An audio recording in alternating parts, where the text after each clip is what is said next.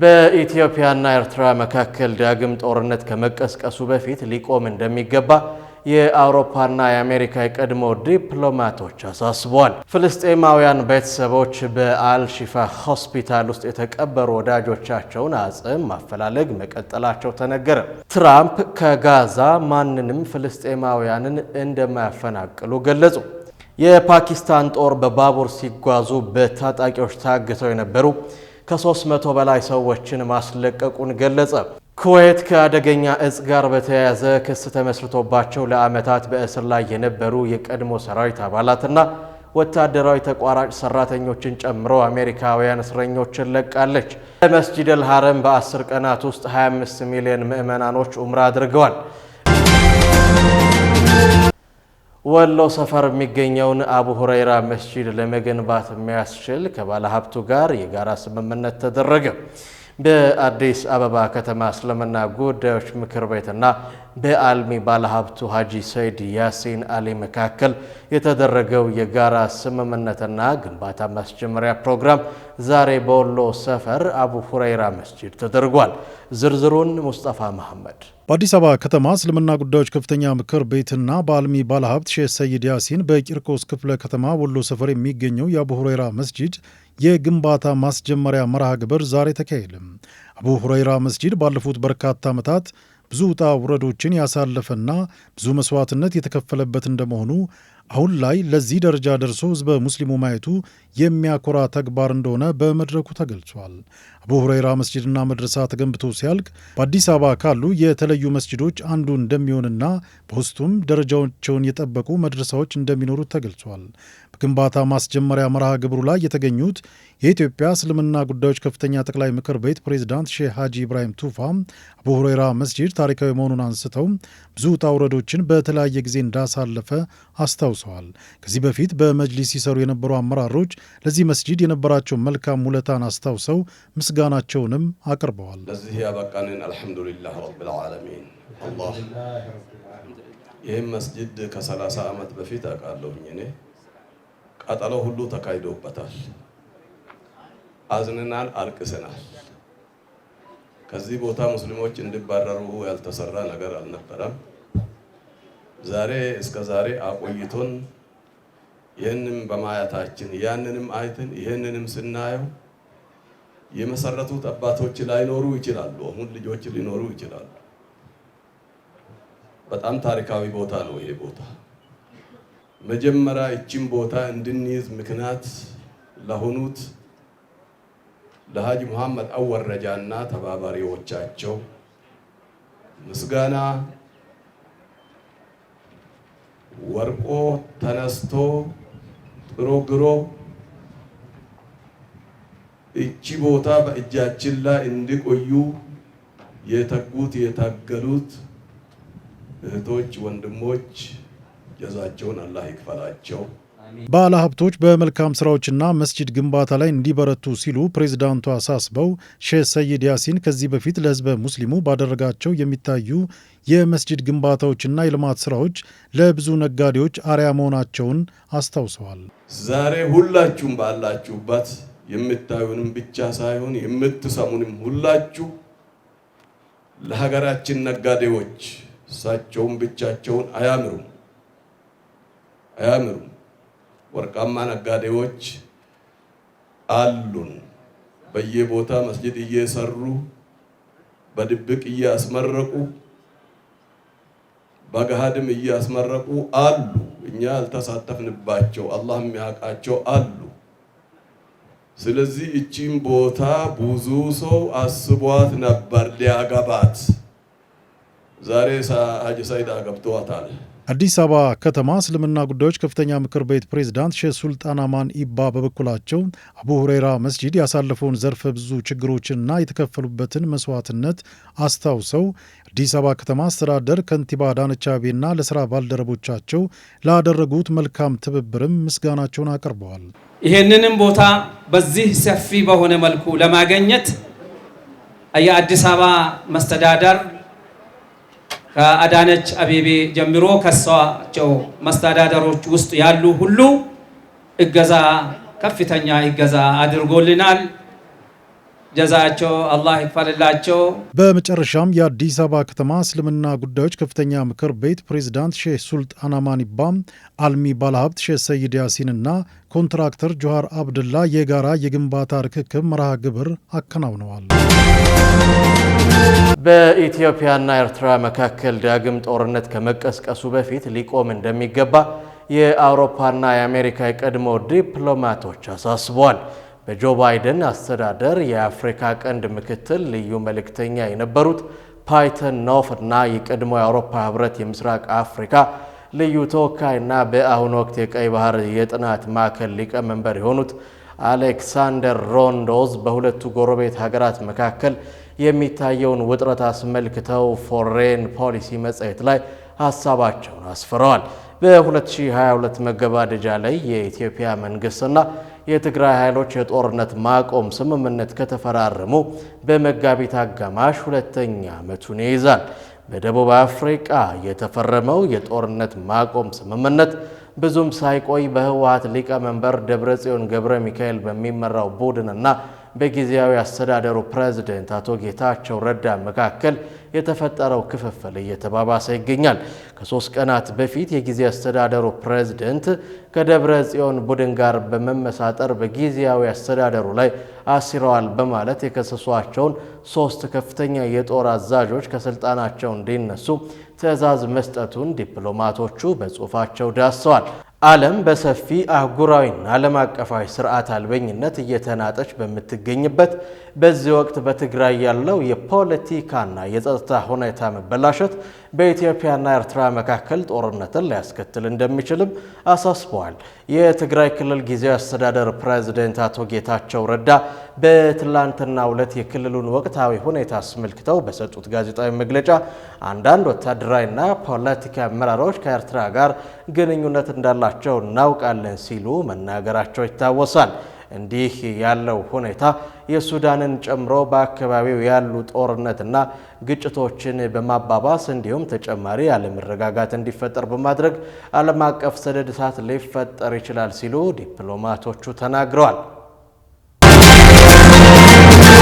ፍልስጤማውያን ቤተሰቦች በአልሺፋ ሆስፒታል ውስጥ የተቀበሩ ወዳጆቻቸውን አጽም ማፈላለግ መቀጠላቸው ተነገረ።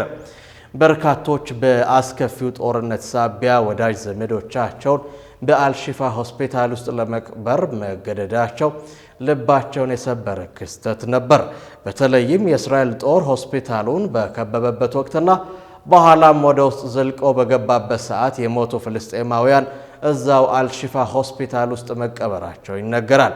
ከአካባቢው የወጡ መረጃዎች እንደሚያሳዩት ከሆነ በሆስፒታል ውስጥ ቢያንስ 100 መቃብሮች ያሉ ሲሆን የሆስፒታሉ የኋላ ክፍል ከጦርነቱ በፊት ለመኪና ማቆሚያነት ያገለግል የነበረ ቢሆንም በኋላ ላይ ግን ወደ መቃብር ስፍራነት ተቀይሯል። እንደ አልጀዚራ ዘገባ ከሆነ አንዳንዶቹ የመቃብር ስፍራዎች በውስጣቸው ከአንድ በላይ ሰው የተቀበረባቸው ሲሆን በወቅቱ የነበረው አማራጭ ማጣት ሰዎች ከአንድ በላይ ወዳጅ ዘመድ በሚሞትባቸው ሰዓት በአንድ ጉድጓድ ውስጥ ለመቅበር ተገደው እንደነበር አስነብቧል። በተለይም ሆስፒታሉ ከውጭ በአልሞ ተኳሾች ጥብቅ ክትትል ይደረግበት በነበረ ወቅት አዲስ ጉድጓድ ቆፍረህ ለመቅበር አመቺ ሁኔታ እንዳልነበርም ተገልጿል። ባለፉት ሰዓታት ታዲያ በርካታ ፍልስጤማውያን ቤተሰቦች ወደ አልሺፋ ሆስፒታል ያቀኑ ሲሆን በቀጥታም የወዳጅ ዘመዶቻቸውን አጽም ለማውጣት ቁፋሮ መጀመራቸው ተዘግቧል። ቁፋሮ የጀመሩት ቤተሰቦች በጦርነቱ ወቅት መቃብር ስፍራው ላይ ልዩ ምልክት አስቀምጠው የነበሩ መሆናቸውም ተነግረዋል። ነገር ግን ከአንዳንዶቹ ባሻገር አብዛኞቹ ተመሳሳይ ምልክት የሌላቸውና በርካቶችም የወዳጅ ዘመዶቻቸውን አጽም ለማግኘት መቸገራቸውን አልጀዚራ አስነብቧል። ትራምፕ ከጋዛ ማንንም ፍልስጤማውያንን እንደማያፈናቅሉ ገለጹ። ፕሬዝዳንት ትራምፕ ረቡዕ ዕለት ከአየርላንዱ መሪ ጋር ባደረጉት ውይይት በጦርነት በተመታቸው የጋዛ ሰርጥና 2 ሚሊዮን ለሚጠጉ የፍልስጤማውያን ነዋሪዎች የሚያስደስት ንግግር አድርገዋል። ትራምፕ ቀደም ሲል ፍልስጤማውያን ጋዛን መልቀቅ ብቻ ሳይሆን እንዲመለሱ እንደማይፈቀድላቸው ገልጸው ነበር። በወቅቱ ጋዛ ወደ መካከለኛው ምስራቅ ሪቬራ እንደምትቀየርና የፍልስጤም ነዋሪዎች ወደ ዮርዳኖስና ግብጽ እንደሚባረሩ ተናግረው ነበር።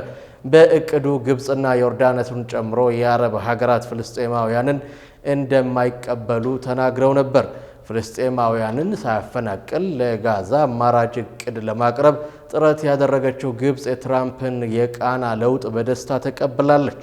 ይህንን ሐሳብም ግብጽና ዮርዳኖስን ጨምሮ የአረብ ሀገራቶች ሙሉ በሙሉ ውድቅ አድርገውት ነበር። ፍልስጤማውያንን ከአየርላንዱ ጠቅላይ ሚኒስትር ማይክል ማርቲን ጋር ባደረጉት ውይይት ፍልስጤማውያንን ማንም አያባረርም ሲሉ ትራምፕ ረቡዕ ዕለት በዋይት ሃውስ ተናግረዋል። የግብጽ የውጭ ጉዳይ ሚኒስቴር የአሜሪካው ፕሬዝዳንት መግለጫ የጋዛ ሰርጥ ነዋሪዎችን አለመባረርን በተመለከተ ያለውን አድናቆት ገልጿል። በተመሳሳይ የዮርዳኖስ የውጭ ጉዳይ ሚኒስቴርም በአሜሪካው ፕሬዝዳንት ረቡዕ የተናገሯቸውን አስተያየቶች በደስታ ተቀብለዋል። የግብጽ የውጭ ጉዳይ ሚኒስቴር በትላንትናው ዕለት በሰጠው መግለጫ በጋዛ ሰርጥ ነዋሪዎች አለመፈናቀላቸውን በተመለከተ የዩናይትድ ስቴትስ ፕሬዝዳንት ዶናልድ ትራምፕ ለሰጡት መግለጫ ግብጽ አድናቆቷን ትገልጻለች ብሏል። ይህም ግብጽ ለፍልስጤማውያን ጉዳይ ፍትሐዊና ዘላቂ መፍትሄዎችን ለማግኘት መስራት አስፈላጊ መሆኑን መረዳቷን የሚያንጸባርቅ መሆኑን አረጋግጣለች። ሐማስ የትራምፕን ንግግር የተቀበለ ሲሆን የቡድኑ ቃል አቀባይ በሰጡት መግለጫ ትራምፕ ፍልስጤማውያንን እንደማያፈናቅሉ በሰጡት መግለጫ እንኳን ደህና መጡ ብለዋል። ትራምፕ የፕሬዝደንቱ ከፍተኛ መልእክተኛ ስቲቭ ዊትኮፍ በኳታር ከአምስቱ የአረብ ሀገራት የውጭ ጉዳይ ሚኒስትሮች ጋር በጋዛ ዙሪያ ከተወያዩ በኋላ ነው ይህን ውሳኔ ያሳለፉት። ዘገባው የሚድል ኢስት አይ ነው። የፓኪስታን ጦር በባቡር ሲጓዙ በታጣቂዎች ታግተው የነበሩ ከ300 በላይ ሰዎችን ማስለቀቁን ገለጸ። ጦሩ በባሎቺስታን ግዛት በታጣቂዎች የታገተው የመንገደኞች ባቡር ውስጥ የነበሩ ሰዎችን ለማስለቀቅ 30 ሰዓታት የፈጀ ልዩ ዘመቻ አካሂዷል። በመቶዎች የሚቆጠሩ ወታደሮችና ሄሊኮፕተሮች በተሳተፉበት ዘመቻ 33 የባሎቺን ነፃ አውጪ ግንባር ታጣቂዎች መገደላቸውን ነው የፓኪስታን ጦር ቃል አቀባይ የተናገሩት። ታጣቂዎቹ ባቡሩን እንዳገቱት በከፈቱት ተኩስ 21 ንጹሃን መንገደኞችና 4 ወታደሮች መገደላቸውም ተገልጿል። 440 የሚጠጉ ሰዎችን አሳፍሮ ሲጓዝ ከነበረው ባቡር ውስጥ በፓኪስታን ጦር ልዩ ዘመቻ ከ300 በላይ ነፃ መውጣታቸው የተነገረ ሲሆን ተኩስ ሲከፈት እግሬ አውጪኝ ብለው የሮጡ መንገደኞችን የማፈላለግ ጥረቱ ቀጥሏል። ከጥቃቱ ሸሽተው ካመለጡ መንገደኞች ውስጥ ለ4 ሰዓታት በጨለማ ተጉዞ በቀጣዩ የባቡር ጣቢያ የደረሰው መሐመድ አሽረፍ አንዱ ነው። መሐመድ ከኩዌት ወደ ላሆር ቤተሰቦቹን ለመጠየቅ ሲጓዝ ያጋጠመውን ክስተት የምጽአት ቀን የመሰለ አስፈሪ ነገር ነበር ይላል። ሕፃናትና ሴቶች ጋር ስለነበርን ከሰዓታት አድካሚ ጉዞ በኋላ በቀጣዩ የባቡር ጣቢያ የደረስነው እጅግ በጣም ዝለን ነው ሲልም ለቢቢሲ ተናግሯል። የባቡር እገታው የተፈጸመበት አካባቢ ስልክም ሆነ ኢንተርኔት የሌለበት መሆኑንም የጸጥታ አካላት በፍጥነት እንዲደርሱላቸው ማድረጉ ነው የተገለጸው። ታጣቂዎቹ ቁጥራቸው በውል ያልታወቀ መንገደኞችን አግተው መውሰዳቸውንና የባሎቺ የፖለቲከኛ እስረኞች በ48 ሰዓታት ውስጥ ካልተለቀቁ ታጋቾቹን እንደሚገድሉ ማስጠንቀቃቸውን የሀገሪቱ መገናኛ ብዙሃን ዘግበዋል።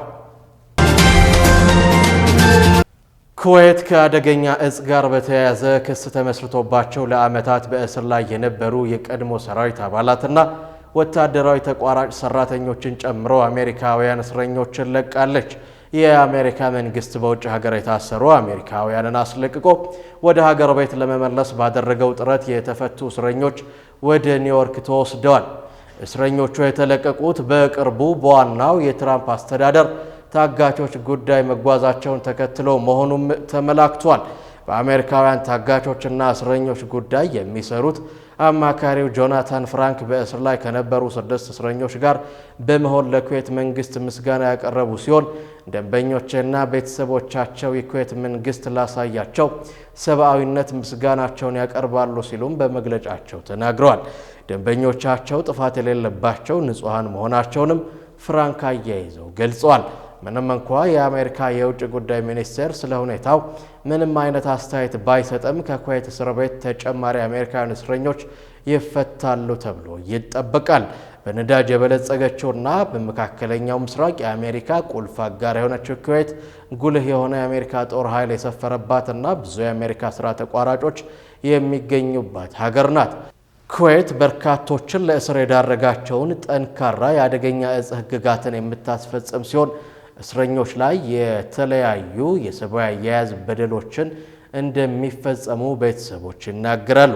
ዩናይትድ ስቴትስ የውጭ ጉዳይ ሚኒስቴር የኩዌት አደገኛ እጽ ህጎች የሞት ቅጣትን ጨምሮ ረጅም እስራትና ከባድ ቅጣት እንደሚያስከትሉ ያስጠነቅቃል።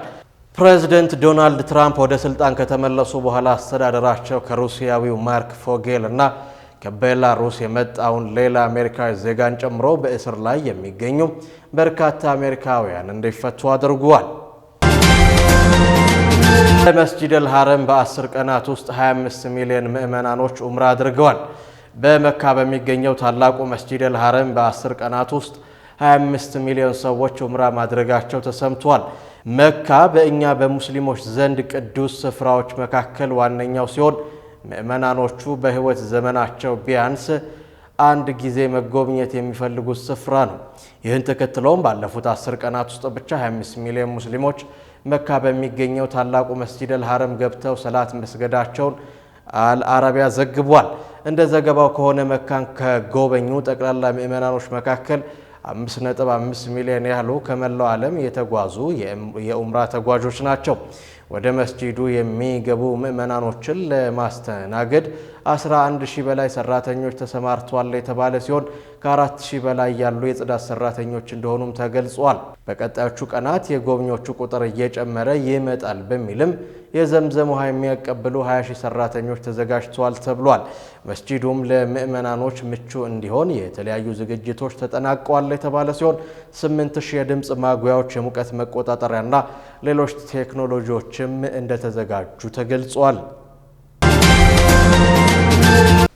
የኢራኑ ጠቅላይ መሪ አያቶላ አሊ ሆሚኒ በሀገሪቱ የኒውክሌር ፕሮግራም ጉዳይ ለመደራደር ከአሜሪካ የቀረበላቸውን ጥያቄ እንደማይቀበሉ አስታውቀዋል። ባሳለፍነው ሳምንት የአሜሪካው ፕሬዝዳንት ዶናልድ ትራምፕ ለጠቅላዩ መሪ ደብዳቤ መላካቸውን ገልጸው ነበር። በዚህ ንግግራቸው ላይ ኢራን ሁለት አማራጭ አላት፣ ወይ ለድርድር ፈቃደኛ መሆን አለያ ወታደራዊ እርምጃን መቀበል ሲሉ ተናግረዋል። ይህን ተከትሎ የሀገሪቱ ፕሬዝዳንት መሱድ ፔዝሽኪያን በትላንትናው ዕለት ከሚያስፈራራን አካል ጋር አንደራደርም፣ ትራምፕም የፈለጉትን ማድረግ ይችላሉ ሲሉ መናገራቸው ይታወሳል። ትራምፕ ለኢራን ከፍተኛ መሪዎች የጻፉትን ደብዳቤ የተባበሩት አረብ ኤምሬትስ ፕሬዝዳንት ዲፕሎማሲ አማካሪ አንዋር ጋርጋሽ ለኢራን ውጭ ጉዳይ ሚኒስትር አባስ አርካቺ በትላንትናው ዕለት አስረክቧል። የአረብ ኤምሬትስ ልዑክ ደብዳቤውን ለኢራን የውጭ ጉዳይ ሚኒስትር ባስረከበበት ተመሳሳይ ወቅት ከዩኒቨርሲቲ ተማሪዎች ጋር ውይይት ላይ የነበሩት የኢራኑ ጠቅላይ መሪ የአሜሪካን የንደራደር ጥያቄ አታላይ ሲሉ ጠርተውታል። ትራምፕ የተላከውን ደብዳቤ እንዳልተመለከቱት የገለጹት ሆሚኒ የድርድር ስምምነት ውልን እንደማያከብሩ ስናውቅ መደራደር ምን ዋጋ አለው? ስለዚህ ለመደራደር መጋበዙ ማታለል ካልሆነ ጥቅም የለውም ሲሉ መናገራቸውን የሀገሪቱ መንግስት መገናኛ ብዙሃን ዘግቧል።